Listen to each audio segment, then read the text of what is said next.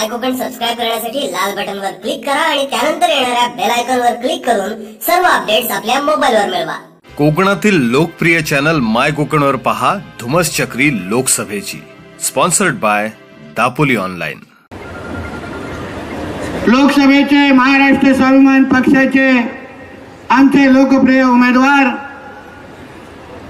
सन्माननीय निलेश राणे साहेबांनी आताच लोकसभेसाठी आपला अर्ज भरलेला आहे आणि आज ह्या सभेमध्ये किंवा सभेचं वातावरण पाहिल्यानंतर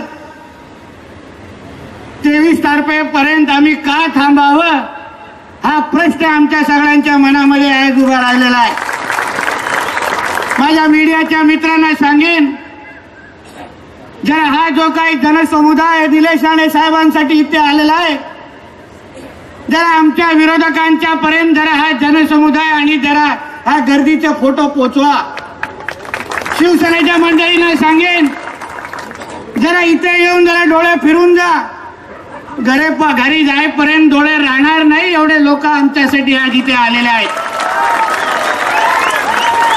आज हे गर्दी आणि हे वातावरण पाहिल्यानंतर निलेश साहेबांना जो प्रचंड पाठिंबा रत्नागिरी आणि सिंधुदुर्गातून जो मिळतो आहे, लोकांनी आज ठरवलेलं आहे की 23 तारखेला सन्माननीय निलेश राणे साहेबांनाच पुढचे 5 वर्ष आपला हक्काचा खासदार निवडायचं असं लोकांनी आजपासूनच ठरवलेलं आहे।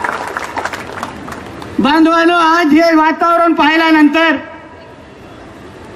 29 तारखेला जे इकडचे विद्यमान खासदार आहेत त्यांच्यासाठी जेव्हा अर्ज भरण्यासाठी त्यांचे सगळे समर्थक आणि कार्यकर्ते आलेले, 29 तारखेला त्यांनी जो अर्ज भरला तो 2 पक्षाचे आणि महायुतीचे सगळे कार्यकर्ते एकत्र आलेले आणि त्यांनी त्यावेळी अर्ज भरलेला होता। बांधवान, ते 4 पक्षाची गर्दी आणि आज आमच्या 1 पक्षाची गर्दी जरा व्यवस्थित पाहावं आणि आमच्या नजरेसमोर तरी तुम्ही उभं राहू शकता का हा जरा प्रश्न जरा त्या सगळ्या पक्षांना आम्हाला या निमित्ताने जरा विचारायचा आहे।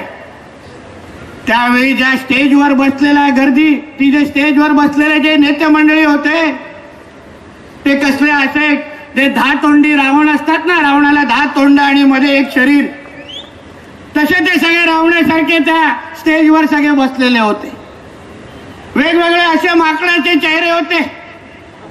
प्रत्येक जण या मंचावर यायचा, माईक घ्यायचा आणि प्रत्येकाच्या तोंडी फक्त राणे साहेबांवर टीका, महाराष्ट्र स्वाभिमान संघ पक्षावर टीका, त्याच्या पलीकडे काहीच मांडायला त्या लोकांना आलेलं नाही। एका बाजूला बोलायचं की आमची खरी स्पर्धा काँग्रेस बरोबर आहे, मग तुमचा एकही दिवस स्वाभिमान पक्षाचं नाव घेता का जात नाही हा खरं म्हणलं तर मला त्यांना प्रश्न आहे। अहो, झोपेतून उठताना, जेवताना, बाथरूम मध्ये जाताना त्यांना राणेच दिसतात, दुसरं कोण दिसत नाही। एका बाजूला सांगायचं राणेंना आणि त्यांच्या पक्षाला मी मोजत नाही, आणि दुसऱ्या बाजूला राणेंशिवाय तुमचा दिवस जात नाही। पण माझा प्रश्न तुम्हाला आहे की ही जी निवडणूक आहे ही देशाच्या हिताचा आणि देशाच्या भविष्य घडवणारी ही निवडणूक आहे। जो खासदार, जो लोकप्रतिनिधी आपण संसदेमध्ये पाठवणार आहोत तो ह्या मतदारसंघाचा, या दोन्ही जिल्ह्याचा आणि आपल्या या प्रत्येक इकडे उपस्थित असलेल्या आमच्या मतदार नागरिकांचा तिथे प्रश्न मांडण्यासाठी आणि प्रतिनिधित्व करण्यासाठी आपण तिथे बांधवांनो पाठवतोय। ही राणे विरुद्ध शिवसेना ही निवडणूक नाहीये, ही आमची वैयक्तिक लढाई नाहीये। ही तुम्ही मला विचारलं तर ही कोकण विरुद्ध शिवसेना लढाई आहे, हे तुम्ही लोकांनी लक्षात ठेवावं। निलेश साहेब एक आमच्या महाराष्ट्र स्वाभिमान पक्षाचे उमेदवार नाही आहेत, निलेश साहेब त्या प्रत्येक तरुणाचे उमेदवार आहेत, ज्याला 5 वर्ष हे लोकांनी नोकरी देतो म्हणून आश्वासन दिलेलं आहे। त्या प्रत्येक महिलेचे प्रतिनिधी आहेत, ज्यांना आपल्या घरामध्ये चूल कशी पेटवावी हा प्रश्न आज त्यांच्या प्रत्येक महिलेच्या नजरेसमोर आलेला आहे। त्या प्रत्येक मच्छीमाराचे प्रतिनिधी आहेत, ज्यांना आज आत्महत्या करण्याशिवाय दुसरा पर्याय राहिलेला नाहीये. निलेश राणे साहेब त्या प्रत्येक आंबा बागायतदार आणि काजू बागायतदारांचे प्रतिनिधी आहेत, ज्यांचा आज भविष्य आणि जीवन मरणाचे प्रश्न आज उभे राहिलेले आहेत. बांधवांनो, ही निवडणूक राजकीय नाहीये, ही आमच्या कोकणाच्या अस्तित्वाची निवडणूक आहे. एक लक्षात ठेवा. आम्हाला कोणाच्या वैयक्तिक आयुष्य आणि वैयक्तिक कोणावरही टीका करायचं नाहीये, पण आमच्या कोकणासाठी तुम्ही ही 5 वर्ष तुमच्या पक्षाचे आमदार, प्रतिनिधी, खासदार, नगरसेवक आम्ही निवडून दिले, तर तुम्ही आमच्या पक्षाला नेमकं काय दिलं ह्याचा हिशोब मागण्याची ही खरं म्हटलं तर बांधवांनो निवडणूक आहे. 2014ला त्यांचे पक्ष प्रमुख आणि त्यांचे सगळे नेते मंडळी तुमच्या समोर यायचे, ह्या कोकणी जनतेसमोर यायचे आणि सांगायचे की आम्हाला तुम्ही अधिकार द्या, आम्हाला आमचे लोकप्रतिनिधी निवडून द्या, कोकणमध्ये हक्काचं असं सांगायचे. म्हणून 2014ला कोकणाच्या जनतेने विश्वास ठेवला आणि 5 वर्ष आमदार, खासदार, नगरसेवक, जिल्हा परिषद प्रतिनिधी सगळे त्या लोकांना निवडून दिले. पण आज 5 वर्ष या 2014 ते 19 पर्यंत झालेली आहे. बांधवांनो, आपण खरं म्हणलं तर विचारलं पाहिजे, या 5 वर्ष अगोदर जो तुम्ही जाहीरनामा त्यांच्या लोकसभेच्या उमेदवारांनी प्रकाशित केलेला, त्या जाहीरनाम्यामधला कुठला मुद्दा तुम्ही पूर्ण केला ह्याबद्दल तुम्ही जनतेला हिशोब दिला पाहिजे. त्याबद्दल चर्चा करा, त्याबद्दल भाषण करा, त्याबद्दल लोकांना, महिलांना, आमच्या तरुणांना उत्तर द्या. काय काय होतं त्या जाहीरनाम्यामध्ये? आम्ही 100 दिवसामध्ये इको सेन्सिटिव्ह आणि वन संज्ञा रद्द करणार. किती दिवस झाले? 100 दिवस आता झाले नाही का? की आम्ही पण त्यांच्यासारखे कमी शिकलेलो आहोत का? आम्हाला दिवस मोजायला येत नाही का? 5 वर्ष झालेली आहेत, आजपर्यंत त्याच्यातला एक पण प्रश्न सुटलेला नाही. 100 दिवसामध्ये तो जैतापूर प्रकल्प रद्द करणार. काय झालं? माननीय बाळासाहेब ठाकरेंच्या शपथा घेतल्या की बाळासाहेब ठाकरे साहेबांचा मी शपथ घेतो की 100 दिवसामध्ये जैतापूर प्रकल्प रद्द करून आणीन. का नाही उत्तर देत त्याच्याबद्दल? काय 100 दिवसामध्ये तुम्ही काय केलेलं आहे? आज आमच्या मच्छीमार आज ह्या एलईडी लावून फिशिंगमुळे आज त्या देशोधडीला आलेला आहे. मत्स्य दुष्काळ जाहीर करा अशी मागणी ते लोक करतायत. मराठवाडा, विदर्भामध्ये जसे शेतकरी आत्महत्या करतात, तसे आज आमच्या या कोकण किनारपट्टीच्या मच्छीमारांवर वेळ येईल अशी परिस्थिती त्यांच्यावर त्या एलईडी लावून फिशिंगमुळे आलेली आहे. तुमचं राज्य 5 वर्ष होतं केंद्रात आणि राज्यात तुम्ही राज्य करत होते. ते गृह खातं तुमच्या इकडच्या सावंतवाडीच्या आमदाराकडे तुम्ही देऊन ठेवलेलं. का नाही ती एलईडी लावून फिशिंग बंद केली? गेल्या आठवड्यात मच्छीमारांनी मालवणमध्ये बैठक घेतली. काय सांगितलं त्या बैठकीमध्ये? की हे शिवसेनेचे आमदार, खासदार जे एलईडी लावून फिशिंग करणारे जे धारक आहेत, त्यांना एलईडी लावून फिशिंग करणारे धारक या आमदार, खासदारांना 10 ते 15 हजार रुपये आठवड्याचे हप्ते देतात. हे आम्ही सांगत नाही बांधवांनो, ही राजकीय टीका नाहीये. ते गरीब मच्छीमार ज्यांना आयुष्याच्या समोर त्यांचा मोठा प्रश्नचिन्ह निर्माण झालाय, ते मच्छीमार आज विचारू लागलेत आणि असे आरोप करायला लागलेले आहेत. आज मराठा समाज, धनगर समाज, आमचा अल्पसंख्याक समाज, आज प्रत्येक समाज आज विचारतोय, हक्क मागतोय. आरक्षण तुम्ही आम्हाला कधी देणार? दिलेलं आरक्षण तुम्ही आम्हाला कधी टिकवणार? हा प्रश्न आमचा मराठा समाज, धनगर समाज आणि अल्पसंख्याक समाज त्यांना मोठ्या प्रमाणामध्ये विचारतोय. पण ह्या प्रश्नाचे उत्तर तुम्ही देणार नाहीत का? आम्ही तुम्हाला प्रश्न विचारण्यासाठी ही निवडणूक लढवतोय. आम्ही तुम्हाला उत्तर मागण्यासाठी ही निवडणूक लढवतोय. जनतेसमोर जेव्हा जेव्हा जाऊ तेव्हा तुम्हाला हे सगळ्या प्रश्नाचे उत्तर आम्ही जनतेच्या हितासाठी आणि त्यांचे प्रतिनिधी म्हणून तुमच्याकडून मागणार आहोत. आम्ही जनतेच्या न्याय हक्कासाठी ही निवडणूक लढवतोय. सन्माननीय निलेश राणे साहेब हे प्रतिनिधी म्हणून जेव्हा उद्या लोकसभेमध्ये आम्ही जाणार असं सांगतो, तेव्हा ह्या कोकणाच्या हितासाठी आम्ही ती मागणी करतो. एक लक्षात ठेवा. अहो, मोठे मोठे प्रकल्प तो सोडून द्या, मोठे मोठे रोजगार निर्मिती तो सोडून द्या. आज सर्वात मोठी अडचण जी खऱ्या अर्थाने कोणाची झाली असेल तर आमच्या कोकणातल्या माता भगिनींची झालेली आहे. जरा विचारा त्या माता भगिनीला, महिलेला, माझ्या बहिणीला, त्याच्या चुलीमध्ये आज त्याची चूल व्यवस्थित पद्धतीने पेटते आहे का? आज तुमच्या रत्नागिरी आणि सिंधुदुर्गामध्ये आज केरोसिनचा साठा तुम्हाला त्या किराण्याच्या दुकानावर दिला जातोय का? आज घरातली वीज पेटली नाही तरी चालेल, पण ती बायोमेट्रिकचा लाल रंगाचा दिवा तो पेटला पाहिजे अशी मागणी आज इकडची प्रत्येक महिला भगिनी आज करतायत. लांबून गाव खेड्यातून जेव्हा आमच्या महिला भगिनी त्या किराण्याच्या दुकानापर्यंत पोहोचतात आणि त्याला विचारतात की बाबा तू मला हक्काचं धान्य दे, तेव्हा तो सांगतोय की पहिलं बोट लाव, ऑनलाईन वर सरकारने सक्ती करायला लावलेली ऑनलाईनची.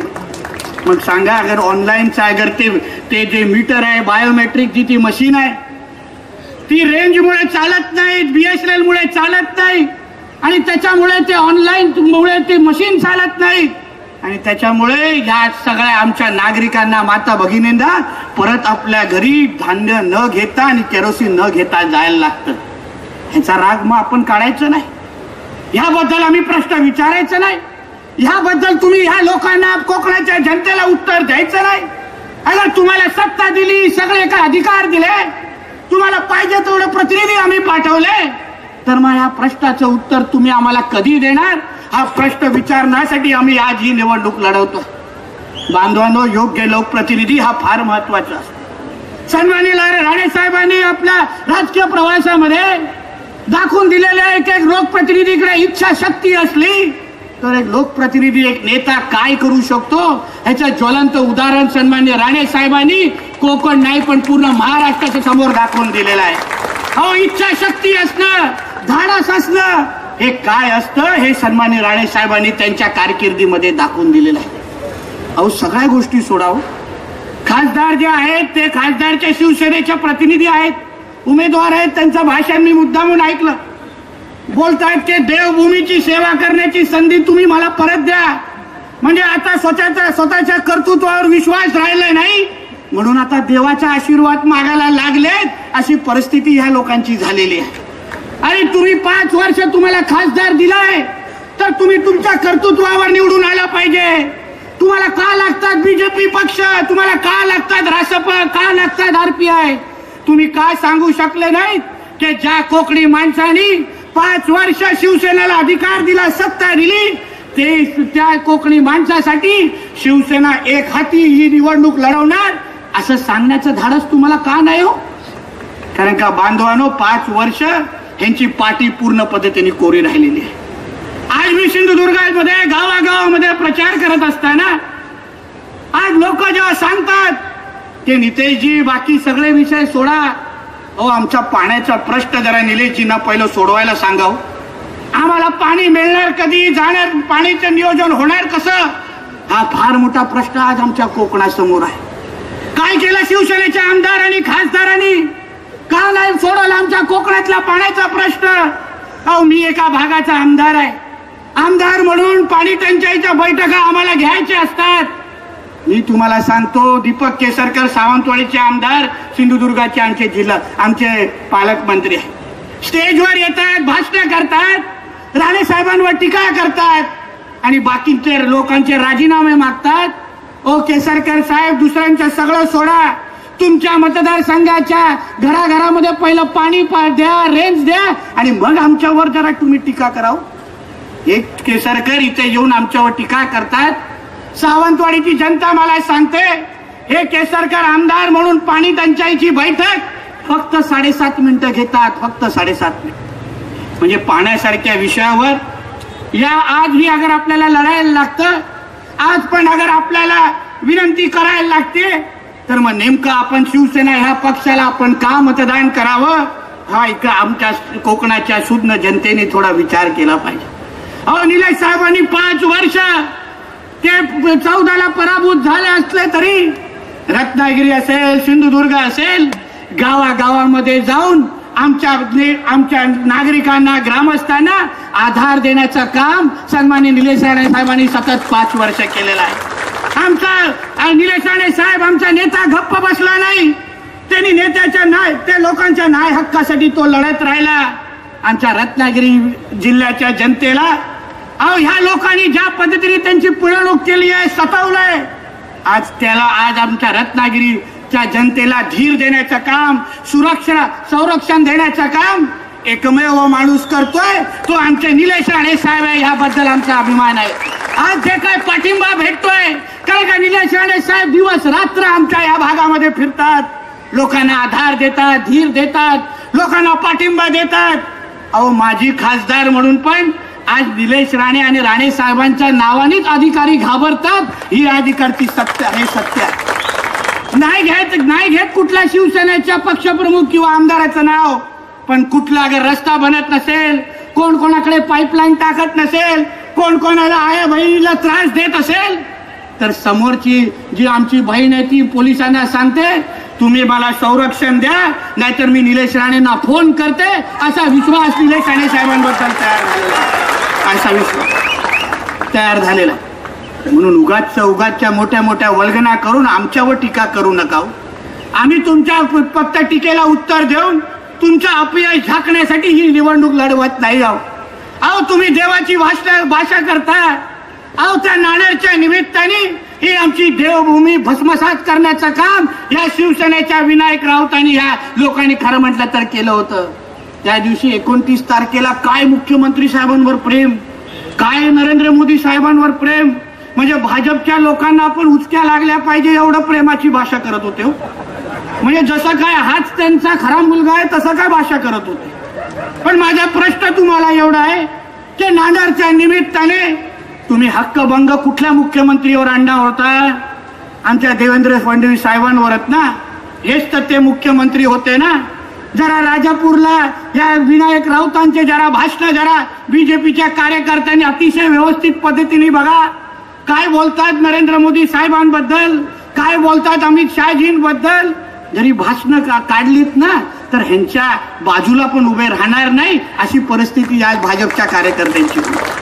आमच्या साहेबांनी स्पष्ट केलंय की निलेश राणेंना मतदान करा म्हणजे नरेंद्र मोदी साहेबांना पंतप्रधान बनवण्यासाठी ते मत जाईल असं राणे साहेबांनी स्पष्ट केलेलं आहे. आमची भूमिका स्पष्ट आहे. आमच्या नेत्याच्या शब्दांवर इकडच्या उभ्या महाराष्ट्राला विश्वास आहे. त्यांना माहिती आहे राणेच्या कार्यकर्त्याला एक छोटस विकास काम पण द्यायचं नाही अशा पद्धतीची परिस्थिती आहे लोकांची. आमच्या साहेबांनी स्पष्ट केलंय की निलेश राणेंना मतदान करा म्हणजे नरेंद्र मोदी साहेबांना पंतप्रधान बनवण्यासाठी ते मत जाईल असं राणे साहेबांनी स्पष्ट केलेलं आहे. आमची भूमिका स्पष्ट आहे. आमच्या नेत्याच्या शब्दांवर इकडच्या उभ्या महाराष्ट्राला विश्वास आहे. त्यांना माहिती आहे राणे साहेब दिलेला शब्द कधी मोडत नाहीत अशी प्रतिभा आमच्या राणे साहेबांची एक लक्षात ठेवा. या सगळ्या गोष्टी तुम्ही प्रचाराच्या निमित्ताने जनतेसमोर लोकांशी बोलण्याचं काम आपण आपल्या माध्यमातून केलं पाहिजे. आपल्याला कोणावर टीका, वैयक्तिक टीका, राजकारण करायची नाही आहे. पण आज आपल्या अस्तित्वाची ही लढाई आहे. आज कोकण म्हणून आपण अगर जागे झालो नाहीत, आपण जागृत नाही झालो तर आज उद्या आपल्याला 23 तारखेनंतर परत कोणालाही उत्तर कोण मागण्यासाठी येणार नाही. बांधवांनो, ही 23 एप्रिल 2019 ही मतदानाची तारीख ही आपल्या सगळ्यांच्या आयुष्यामध्ये फक्त ही एकदा आता येणार आहे. परत तुम्हाला 2020 साली तुम्ही ही तारीख मागाल, सांगा की साहेब जरा मतदान 1 वर्षा अगोदर चुकले होते, जरा परत करू देऊ शकता का? असं नाही होत. आपल्या लोकशाहीमध्ये प्रत्येक 5 वर्षामध्ये एकदा आपल्याला संधी भेटते. आता ह्या 23 तारखेला 2014ला केलेली चूक भरून करण्याची संधी, ज्यासाठी उभा कोकण वाट पाहत होता, ती संधी आपल्याला या 23 तारखेला भेटणार आहे. एक लक्षात ठेवा. आपल्याला निलेश राणे साहेबांचा एक भक्कम असा उमेदवार दिलेला आहे राणे साहेबांनी, जो फक्त उमेदवार नाहीये, तो आपल्या प्रत्येकाला आधार देणारा, साथ देणारा, आमच्या कार्यकर्त्यांना ताकद देणारा एक नेता आहे. तो तळागाळामध्ये काम करून मेहनत करणारा एक नेता आहे. अहो छोटीशी गोष्ट तुम्हाला एक उदाहरण किंवा सांगतो. विनायक राऊत एवढ्या देवभूमीची बोलतात. आमच्या कोकणामध्ये असंख्य भजनी बुवा आहेत आणि त्या भजनी बुवांचा गेली 5 वर्षापासून महत्वाचा प्रश्न आहे त्यांच्या मानधनाचा. असंख्य भजनी बुवा ह्यांच्याकडे जातात आणि ह्यांना सांगतात की हे मानधन तुम्ही आम्हाला वाढवून द्या. तुमचं सरकार केंद्र आणि राज्य सरकारमध्ये काहीच केलं नाही ह्या 5 वर्ष. फक्त स्वतः त्या जत्रेमध्ये गेले तर विनायक राऊत स्वतःच भजन आणि स्वतःच कीर्तन करतात. म्हणजे त्यांचं पण काम हेच करणार, पण ते चांगलं करतात, त्याच्यामध्ये चूक नाही. चांगल्याला चांगलं म्हणलं पाहिजे. पण आम्ही तुम्हाला भजन करायला संसदेमध्ये पाठवलं नाही, आम्ही तुम्हाला खासदार म्हणून पाठवलं. पण एका बाजूला विनायक राऊतचं असे प्रकरण आणि दुसऱ्या बाजूला आपल्या उभा कोकण ज्या गणरायाला मानतो, ज्या गणरायाला नतमस्तक होतो. आपण प्रत्येक जण गणपतीचा सण आला तर आपल्या गावाकडे घराकडे त्याच्या समोर पूजा केल्याशिवाय झोपत नाही. त्या गणपतीचे मूर्तीवर जेव्हा जीएसटी लावलं गेलं तेव्हा आमच्या निलेश राणे साहेबांच्या पाठपुराव्यामुळे जे जीएसटी कमी करण्यात आलं, हे आमच्या निलेश राणे साहेबांची ताकद आहे. ही आमची ताकद आहे ना. खरं म्हटलं तर ह्या देवभूमीची सेवा करण्याची संधी दिली पाहिजे. म्हणून बांधवांनो, मी जास्त वेळ घेणार नाही. अजून मेन 2 बॅट्समॅन यायचे आहेत. म्हणून मॅच संपवण्याची जबाबदारी माझ्यावर नाहीये. आम्ही काय 4था आणि 5व्या क्रमांकावर बॅट घेणारे बॅट्समन आहोत. मुख्य मॅच फिनिशिंग अजून करायची बाकी आहे. फक्त तुम्हाला विनंती एवढीच करेन, उन्हाळ्यामध्ये आपल्याला जे सर्वात उपयोगीचं असतं ते फ्रीज असतं, रेफ्रिजरेटर असतं. जे आपल्याला खराच मनापासून आनंद देतं, समाधान येतं, ते रेफ्रिजरेटर असतं. आमचे विरोधक खूप प्रयत्न करतायत की आमच्या चिन्हाबद्दल संभ्रम तयार करणं, सांगणं की निलेश राणे साहेबांचे चिन्ह हे चुकीचं आहे, कारण का ते मनाने हरलेले आहेत. ते लोकांना मैदानामध्ये आमच्याशी लढू शकत नाहीत. म्हणून आमच्या कार्यकर्त्यांना, सहकार्यांना सांगेन, पुढचे 23 दिवस, आज 1 एप्रिल आहे, 23 एप्रिल पर्यंत तुमच्या प्रत्येक वाक्यामध्ये, तुमच्या प्रत्येक चर्चेमध्ये, घरगुती चर्चेमध्ये फ्रीज आणि रेफ्रिजरेटरच्या उल्लेख शिवाय तुमचा दिवस पूर्ण होता कामा नये. हे आमच्या कार्यकर्त्यांवर टाकणारी मी जबाबदारी टाकून जातो. दिवस रात्र मतदारांशी बोलताना मतदारांशी विचारायचं की निलेश राणे साहेबांचं चिन्ह सांगा आणि तेव्हाच आपली चर्चा तुम्ही पुढे करायची. माझा विश्वास आहे त्या 19 तारखेला त्यांच्या प्रचार सभेमध्ये कोण बोलतो 6 लाखांनी निवडून येणार, कोण बोलतो विनायकराव 2 लाखांनी निवडून येणार. अरे तू 23 तारखेला जेव्हा तो हरणारच आहे, तो निवडून येण्याचा विषयच नाही.